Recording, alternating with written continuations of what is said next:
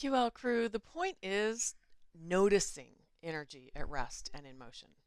Starting where we are begins with noticing where we are. Just like in earlier QL crew units, we need to start by getting a sense of what is realistic from here.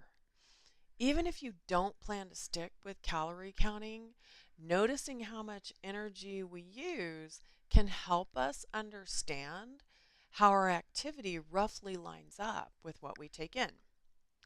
Estimates of calories burned come from many places. Charts, calculators, fitness trackers, apps, they're all approximations. And for what we're doing here, rough numbers are enough. Before we look at calories burned through activity, though, we want to account for the energy that our bodies use just to exist. Remember my friend who I told you about that had gotten underweight after college because they were only accounting for what they burned in exercise? Resting energy, sometimes called resting metabolic rate or RMR, is the energy that our bodies use just to function at rest. I'll provide a link to an online RMR calculator. It is just a general math based tool that uses published formulas, not clinical guidance. It does not account for individual differences, health conditions, or medications.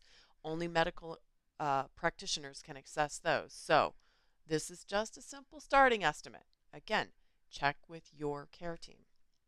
Using this approach, my RMR comes in around 1,669 calories. So on a very sedentary day, that gives me a sense of what maintenance might look like. To put activity on top of that, I've linked a few simple references, including a Harvard Medical School chart that estimates calorie burn for common activities and 30-minute activity infographic that fits with our Recess for Adults theme. These aren't precise, they're just helpful for getting a rough sense of how movement adds to our daily energy use. Some apps and trackers will estimate how many calories you've burned off. The point here is not precision, it's noticing patterns. Estimating is a way that's quick and workable rather than tedious so that it can actually fit in to real life. We will bring all of this together in this week's Gather, Grow, and Let's Go lesson.